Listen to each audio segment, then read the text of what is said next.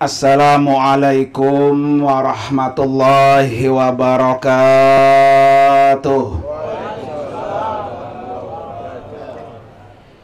Bismillahirrahmanirrahim.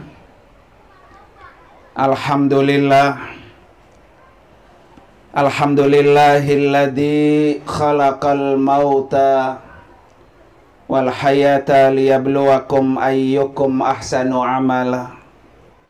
Hadratil mukarramin wal mukarramat, para asatidah, para tuan-tuan guru, para orang tua, wabil khusus yang sangat kami muliakan dan kita doakan bersama, keluarga besar almarhum Bapak Nasrih bin almarhum Bapak Lias. Kita doakan mudah-mudahan almarhum Allah ampuni segala dosa-dosanya, Allah terima seluruh nilai amal ibadahnya, Allah tempatkan kuburnya raudhah min riyadil jannah. Para anak dan menantunya ya, keluarga besarnya senantiasa dibimbing oleh Allah Subhanahu wa ta'ala. Alhamdulillah wa syukrulillah, malam hari ini kita sama-sama turut hadir duduk bersama dalam rangka mengiringi doa telah berpulang rahmatullah saudara kita. Mudah-mudahan seluruh yang kita baca dari sejak malam pertama sampai malam hari ini, zikir, tahlil, tahmid, dan doa serta pembacaan Al-Quran disampaikan oleh Allah sebagai fidaan minan nar, fidaan minan nar, hijaban minan nar, dan kita bersaksi bersama bahwa almarhum Bapak Nasri bin Bapak Haji Lias termasuk min ahlil khair, min ahlil khair, min ahlil khair. Amin ya rabbal alamin. Para bapak dan ibu hadirin dan hadirat sekalian, tadi sudah dijelaskan oleh guru kita Al-Mukarram wal Mahbub Bapak Ustadz Haji Abdul Razak betapa almarhum ini luar biasa. Ini salah satu prestasi termahal orang di dunia, Pak ya. Jadi prestasi yang paling mahal, prestasi yang paling gemilang ketika kita hidup, matinya husnul khotimah. Kalau udah mati, Pak ya, mau harta banyak, mau mobil banyak, mau jabatan banyak, itu tidak bermanfaat kalau matinya tidak husnul khotimah. Tapi almarhum ini Allah catat sebagai orang yang mati husnul khotimah. Amin ya rabbal alamin. Kenapa para bapak hadirin sekalian, beliau tercatat orang yang mati husnul khotimah? Yang pertama, sesuai dengan sabdanya Rasulullah sallallahu alaihi wasallam. Ketika Nabi ditanya, ayyul amali afdalu ya Rasulullah? Amal yang paling utama itu amal apa ya Rasulullah? Kata Nabi, as-salatu ala waktiha. Itu adalah amal yang paling utama. Dan beliau ini almarhum bersyukur Pak ya, dikasih sakit oleh Allah, jadi tambah dekat dengan Allah. Mungkin kalau nggak sakit Pak ya, masih sibuk sama urusan apa? Urusan dunia. Tapi karena sakit ya uzur, udah nggak kemana-mana, ngapain lagi udah? Kecuali sholat, kecuali zikir, kecuali taklim ya Pak ya. Dan ini ciri-ciri orang yang mati husnul khotimah. Jadi kalau tadi diceritakan oleh guru kita Pak, beliau ini orang yang tidak pernah putus sholatnya walaupun kondisinya kurang sehat. Karena beliau tahu, Pak, bahwa sholat yang dilakukan itu adalah menghapus dosa. Ya, as-salawatu ila sholati kafaratun, al-jum'atu ilal jum'ati kafaratun. Jadi sholat yang satu ke sholat yang lainnya itu menghapus dosa. Kita sholat subuh ketemu sholat zuhur, antara subuh dengan zuhur ada hal-hal dosa yang kita lakukan. Maka dengan datangnya sholat zuhur itu menghapus dosa. Nah kalau almarhum Pak ya, udah nggak kemana-mana. Dosanya sedikit dikikis. Dihapus sedikit-sedikit oleh beliau. Dengan apa? Dengan melakukan sholat. Apalagi sampai titik terakhir Pak ya. Beliau ini masih sholat Jumat. Haji Nur Ali, guru kita Guru Rozak ya, ikut bareng Pak ya. Dimana kata Nabi, al-jum'atu ilal jum'ati kafaratun. Kita sholat Jumat sekarang, ketemu sholat Jumat depan, selama 1 pekan kalau tidak melakukan dosa besar, dihapus dosa-dosa kita. Nah kalau almarhum ya Pak ya, alhamdulillah. Berarti almarhum pulang kampung menghadap Allah bersih tanpa dosa. Sama seperti beliau ketika datang ke dunia ini bersih tanpa dosa. Balik lagi menghadap Allah bersih menghadap apa? Tanpa dosa. Ini yang Allah sebutkan dalam Al-Qur'an, faman kana yarju liqa'a rabbih falyamal amalan sholiha. Jadi orang kalau pengen ketemu Allah, Pak ya, pengen ketemu menghadap Allah, satu, falyamal amalan soleh. Maka orang yang bisa ketemu Allah adalah orang yang melakukan amal soleh. Salah satu amal soleh terbaik adalah dengan apa? Sholat. Dan ini menjadi rutinitas almarhum. Ya, insya Allah Pak ya, almarhum di alam barzah ketemu dengan Allah. Karena mungkin Pak, orang yang mati belum tentu bisa ketemu Allah. Sama kayak orang pergi ke Mekah Pak ya. Tidak semua orang yang ke Mekah itu ketemu dengan Ka'bah. Banyak nggak Pak? Banyak. Emang datang ke Mekah, tapi nyampe di Mekah masuk rumah sakit. Sejak nyampe sampai pulang Pak ya, kagak pisan ketemu dengan Baitullah. Bisa jadi Pak, kita ketika mati nggak ketemu dengan Allah. Karena kita ketika mati kagak bawa amal soleh. Dan Allah sudah tegaskan dalam Al-Quran ini, surah Kahfi ayat terakhir ya Ustaz ya.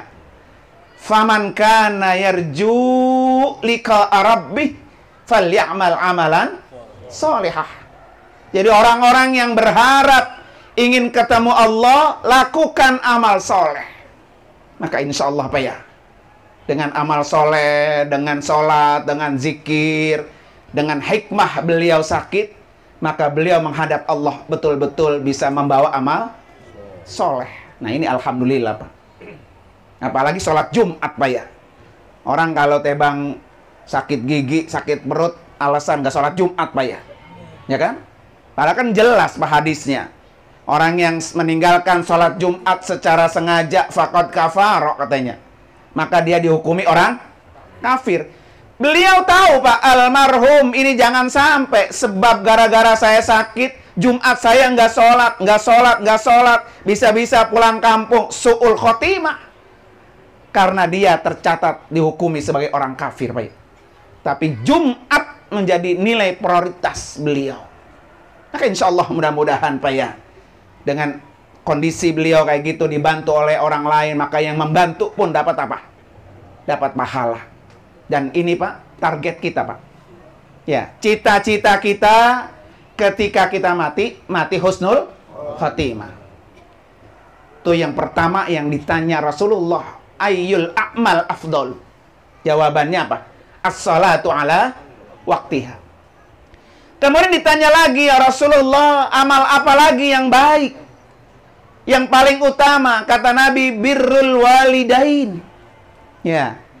Jadi amal soleh, amal yang paling afdol setelah dia melakukan sholat, maka adalah birrul walidain, yaitu berbakti sama orang tua.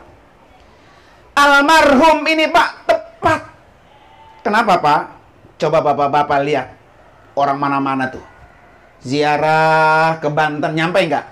Nyampe. Ziarah ke Cirebon, nyampe nggak? Kuburan bapaknya, emaknya depan mata, orang didatengin pisan. Pak ya? Padahal lebih manjur, lebih makbul doa orang tua daripada doa orang lain, Pak. Ya, syekh-syekh yang didatengin ke Banten, ke Cirebon, Pak, lebih mustajab mana doa orang tua kita? Orang tua. Maka kata Nabi, huma jannatuk wa huma naruk. Orang tua itu bisa menjadi surga buat kamu. Orang tua juga bisa menjadi neraka buat kamu. Ini almarhum Pak ya. Tahu dah, kalau mau pulang kampung, dia minta ridhonya orang tua. Ya, datang ziarah. Ini paling bener Pak. Walaupun kita ziarah ke guru kita, Pak ya, ke syekh kita, ke ulama-ulama. Bagus nggak tuh? Bagus. Tapi jauh lebih bagus ketika kita bisa berziarah ke rumah orang tua kita sendiri. Dengan sebab apa ibu sekalian? Karena orang tualah yang melahirkan kita. Dan kita sama-sama tahu ridallah fi ridal walidain.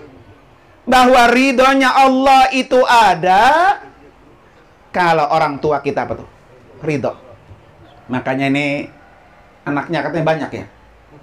Iya Pak ya? Anak almarhum banyak. Banyak anak, berapa tadi? 17. Luar biasa Pak. Orang sekarang mah Pak kayak saya nih Ustaz Rojak ya. Punya 4 gak? Lanangnya mah mau, masih punya anak ya. Waduh udah Pak. Udah angkat tangan dah. Bu ya, udah gak mau beranak udah katanya. Kalau orang dulu mah kata dilangkain dong, gak sempak ya bunting Pak ya.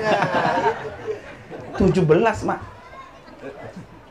Jadi orang yang punya anak banyak itu Pak, itu adalah orang kebanggaannya Rasulullah.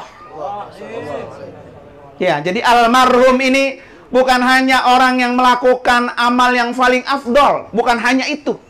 Tetapi almarhum tercatat orang yang dibanggakan Nabi. Coba dah, Ustaz Rojak pasti tahu yang sering baca khutbah nikah. Ya kan? Tazawwaju al-waduda al-waluda. Nikahi perempuan wanita yang penyayang. Nikahi perempuan wanita yang banyak anaknya. Kenapa Nabi anjurkan itu? Fa inni mukatsirukum bikumul umami yaumal qiyamah. Saya bangga kata Rasulullah kalau umat saya menjadi umat terbanyak di yaumil qiyamah. Dan alhamdulillah beliau nih termasuk kebanggaan siapa? Kebanggaan Rasulullah. Ya. Kalau beliau mau dapat udah enak Pak, husnul khotimah. Kita nih anaknya yang dikit. Ya. Anaknya yang dikit harus betul-betul bisa berkualitas. Biar bisa menjadi kebanggaan Rasulullah di yaumil qiyamah. Oleh karena itu nih buat anak mantunya Pak ya. Anak banyak ini ya. Sebetulnya almarhum udah sangat gembira Pak. Coba kalau setiap habis sholat satu anak satu Fatihah. Yang hidup berapa? 8. Sehari 8 kali 5. Berapa 8 kali 5 tuh? 40 Fatihah. Jon udah Pak di kuburan. Ya. Nah, itu tadi makanya hadis yang dibaca oleh guru kita, idza mata ibnu Adam in qata amalu illa min salas. Salah satunya adalah doa anak-anak yang soleh. Jadi buat anak-anaknya jangan pernah putus. Al-Fatihata li ridha illa wa ila hadratin nabi summa ila ruhi almarhum Nasri bin Bapak Ilyas. Al-Fatihah. Setiap sholat. Senang dia dikirimin.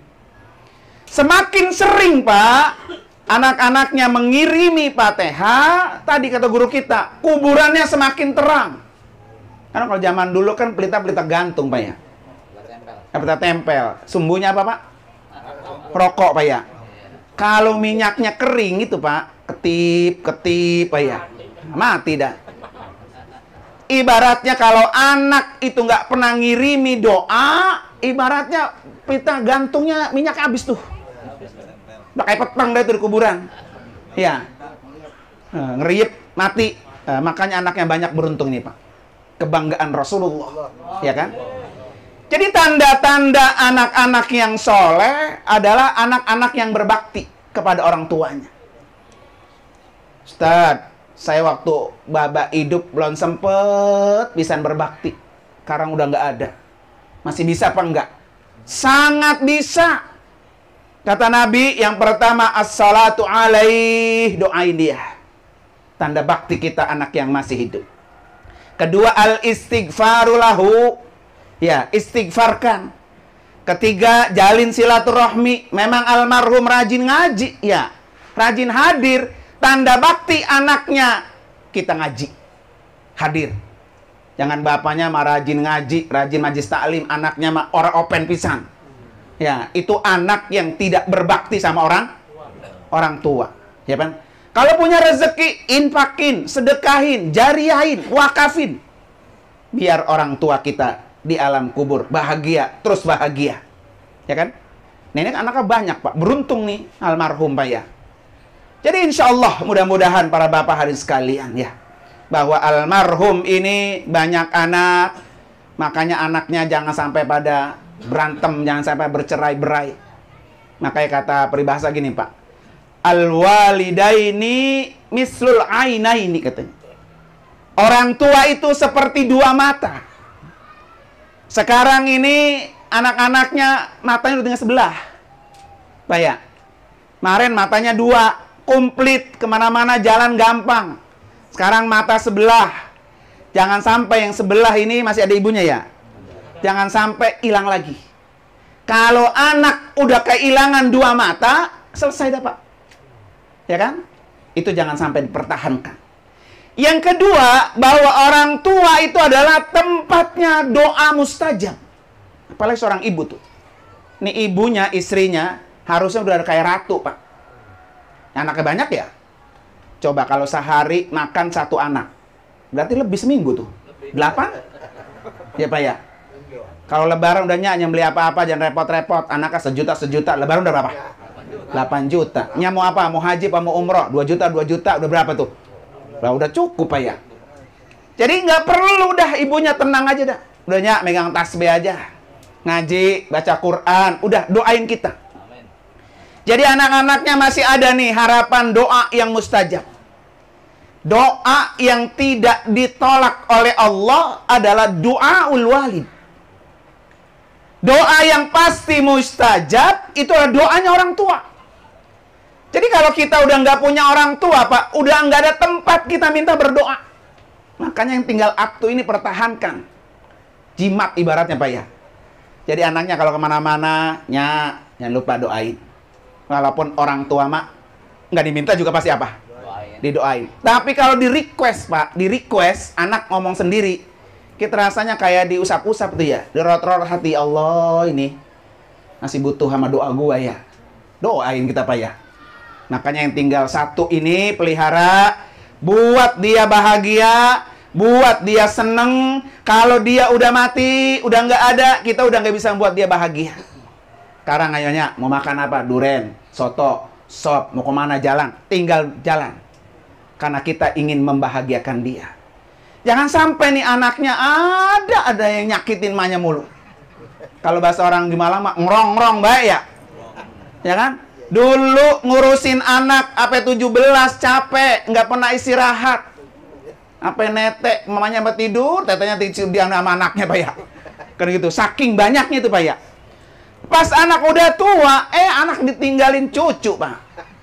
Itu orang tua dulu ngurusin dia, sekarang ngurusin apa? Cucunya. Kapan orang tua megang tasbih? Kapan orang tua sholat? Kapan orang tua untuk beribadah? Berikan dia waktu sebanyak-banyaknya untuk beribadah kepada Allah. Kalau almarhumah sudah husnul khotimah, sudah enak ya. Tapi kita apa yang masih hidup belum ada jaminan kita husnul khotimah apa sul khotimah. Maka insya Allah, Pak ya, mudah-mudahan nih putra-putrinya kita doakan. Biar terus dibimbing oleh Allah Subhanahu wa Ta'ala. Terus cintai. Ini bapaknya nih almarhum, kerjaan yang baik-baik ini nih. Teman baik-baik ini nih. Sambung tuh, sambung. Jadi yang pernah dikerjain bapaknya yang baik-baik, lakukan. Dan orang tuanya yang di alam barzah, pasti seneng nggak? Seneng banget. Apalagi depan majlis taklim, Pak ya. Apalagi almarhum ini sampai titik ajalnya masih aktif belajar mengaji di majlis taklim. Dimana kata satu sahabat bilang apa? Orang yang mati dalam menuntut ilmu, dia tercatat orang yang mati mujahid fisabilillah. Jadi dicatat Pak udah mujahid fisabilillah karena mati sedang menuntut ilmu. Jadi nggak ada ruginya. Orang yang terus ngaji kayak almarhum, tercatat orang-orang yang mati jihad fisabilillah. Para bapak hadirin sekalian ya. Nah ini pelajaran buat kita. Maka kata guru kita apa? Uzkuru mahasina mautakum. Jadi kalau kita melihat ada orang yang mati, Pak, cuma satu hal yang kita lakukan. Udah sebut kebaikannya. Walaupun setiap orang pasti punya kekurangan. Nabi mengajarkan kalau ada orang yang mati, udah nggak boleh nyebutin kejelekannya. Yang kita sebutin hanya satu kebaikannya saja. Dimana dari Anas bin Malik beliau mengatakan apa? Dulu waktu zaman Nabi, ada orang pada gotong jenazah. Gotong-gotong jenazah lewat depan Nabi. Dan orang-orang yang gotong itu nyebut-nyebut mayit yang sedang digotong. Lewat depan Nabi. Kata Nabi, wajib tuh dia. Gitu. Kemudian datang lagi orang pada gotong jenazah. Dan yang gotong jenazah itu ngiringin pada ngomongin kejelekannya. Lewat depan Nabi. Kata Nabi, wajib tuh dia. Umar bin Khattab bertanya, ya Rasulullah, apa yang engkau maksud wajib tadi? Kalau kamu sebut kebaikannya, kata Nabi, wajabat lahul jannah. Maka wajib orang itu masuk dalam surga. Tapi kalau engkau sebut-sebut kejelekannya, wajabat lahun nar. Maka orang itu berhak masuk ke dalam apa? Neraka. Wa antum syuhada'u fil ardh. Kita ini adalah saksi-saksi di dunia. Makanya nggak boleh udah Pak. Kalau ada orang mati, kita sebut apa? Kejelekan. Walaupun kita tahu. Karena itu menjadi saksi di hadapan Allah Subhanahu wa Ta'ala. Nah, malam hari ini tadi sudah kita sebutkan kebaikan-kebaikan almarhum. Tinggal Pak, buat kita. Kira-kira kita seperti almarhum enggak? Ketika kita mati nanti, kita husnul khotimah enggak? Ketika kita mati, apa yang kita bawa? Ketika kita mati, kita senang apa sengsara? Ketika kita mati, kita bahagia apa susah? Begitu Pak ya? Tapi almarhum alhamdulillah tercatat orang yang min ahlil khair insyaallah. Oleh karena itu para bapak hadirin sekalian, mari sama-sama kita kirimi Fatihah satu kali lagi khusus buat almarhum Bapak Nasri bin Bapak Lias. Mudah-mudahan semuanya makbul, semuanya diterima oleh Allah Subhanahu wa Ta'ala, dan kita doakan juga semua putra-putrinya senantiasa akur, kemudian sayang sama emaknya, sayang sama bapaknya, kemudian juga selalu menjalankan apa-apa yang baik-baik dilakukan oleh kedua orang tuanya. Ala hadiniyah wa kulli niyatin salihah wa ila hadratin Nabi al-Fatihah. A'udzubillahi minasyaitonir rajim. Bismillahirrahmanirrahim. Alhamdulillahirabbil alamin arrahmanirrahim maliki yaumiddin. Iyyaka na'budu wa iyyaka nasta'in. Ihdinas siratal mustaqim siratal ladzina an'amta 'alaihim ghairil maghdubi 'alaihim waladdallin. Amin. Para bapak dan ibu hadirin sekalian, yang kedua saya minta dibaca suratul Fatihah, Pak. Alhamdulillah Pak nih, saya bawa buku nih. Nah, ini buku saya yang baru mau masuk ke percetakan. Tapi nyetak duitnya belum ada. Ya kan? Makanya minta bacain Fatihah. Mudah-mudahan pulang dari sini saya dikasih amplop banyak nih sama Pak Haji Nur Ali. Tapi buat nyetak buku, bukan buat saya, Pak ya. Ya kan, saya sudah WA beberapa hari yang lalu, Pak Haji bantuin apa ini? Kan kalau kita dicetakin Pak, minimal anggota majelis taklim gratis semua dapat ya. Nah, begitu ya. Mohon doanya ini, dan ini buku ini saya tulis waktu lagi masa Covid. Jadi judulnya ada Hamba Allah yang beruntung di dunia dan akhirat, 20 vaksin terbaik. Nah, vaksin apa aja yang 20 terbaik itu Pak ya? Yang jelas nggak ada Sinovac, nggak ada booster, nggak ada di sini, nggak ada ya. Dan alhamdulillah Pak, di sini sudah ada pentahkiknya guru kita, Kiai Haji Jamalul Lail. Saya sudah suruh baca ini guru baca guru, gitu kan? Kiai Jamal saya suruh baca. Dan alhamdulillah sudah dibaca dari halaman 1 sampai akhir, dan alhamdulillah hadisnya yang di sini dalamnya kata beliau sudah sahih semua. Jadi bisa dijadikan untuk ibadah sehari-hari, bisa majlis taklim, bisa jadi bacaan-bacaan, dan bisa juga nanti untuk yang lain khutbah Jumat bisa. Nah ini doain Pak ya, mudah-mudahan Allah bukain jalannya, Allah kirim muhsinin, donatur untuk bisa mencetak ini, karena biayanya Pak 2000 buku ini untuk 70 juta. Ya. Kalau Pak Jurnal enteng Ustaz tuh mantar sama saya. Nah, itu kita enak ya. Nah, gitu kan. Kita doain mudah-mudahan Pak ya. Dari mana aja? Kemarin saya udah sounding ke travel pas saya umroh. Ustaz saya ngasih 10 juta aja katanya ya. Tuh alhamdulillah ada Pak. Udah dapat 10, tinggal kurang berapa? 60 lagi ya. Banyakan kurangnya. Ntar Guru Erwin ini kemana kayak nyari dia. Ya kan, doain mudah-mudahan Allah berikan kelancaran. Sekaligus juga saya minta didoakan juga, insya Allah tanggal 17 Agustus saya akan berangkat umroh. Ya, 17 Agustus. Itu umrohnya plus ke Taif. Nah, kalau sama guru kita nih, Guru Jamal, itu nanti di bulan Maret. Umrohnya plus Mesir dan Taif. Jadi kalau dari ujung sono sampai ujung sono ngikut semua, satu pesawat, nah resep tuh. Majelis Taklim Nur Ilyas umroh ke Mesir sama Taif. Bisa-bisa di pesawat bukan pada zikir, dia pada kongko. Ya kan? Tapi insya Allah mudah-mudahan Pak ya. Doain, dan kita doakan juga mudah-mudahan semuanya bisa nyabak ke Baitullah. Ya Pak, mau umroh dulu ya silakan, mau haji dulu silakan. Tapi kalau haji Pak emang jauh. Bapak daftar sekarang berangkatnya 2059. Ya. Waduh, umur kagak tuh ngurus ya.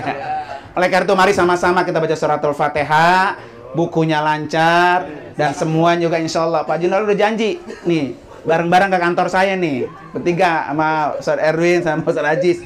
Ya Allah, mudah-mudahan Majelis Taklim Nur Ilyas berangkat umroh bareng tuh ya. Ya kan? Mau cari yang mahal ya boleh. Mau nyari yang murahan gimana boleh. Kata Ustaz Aziz, gue mau murah juga mau, katanya penting nyampe ke Mekah gitu ya. Nah, karena itu insya Allah mari kita baca Fatihah, mudah-mudahan biar bisa nyabah semuanya. Ala hadiniyah wa kulli niyatin salihah wa ila hadratin nabi al-fatihah. A'udzubillahi minasyaitonir rajim. Bismillahirrahmanirrahim. Alhamdulillahirabbil alamin arrahmanir rahim maliki yaumiddin. Iyyaka na'budu wa iyyaka nasta'in. Ihdinas siratal mustaqim. Siratal ladzina an'amta 'alaihim ghairil maghdubi 'alaihim waladdallin. Amin. Terima kasih dan mohon maaf. Hadanallahu wa iyyakum ajma'in. Assalamualaikum warahmatullahi wabarakatuh. Waalaikumsalam warahmatullahi taala wabarakatuh. Alhamdulillah telah sama-sama kita dengarkan nasihat-nasihat wa'izah hasanah yang telah disampaikan oleh guru kita.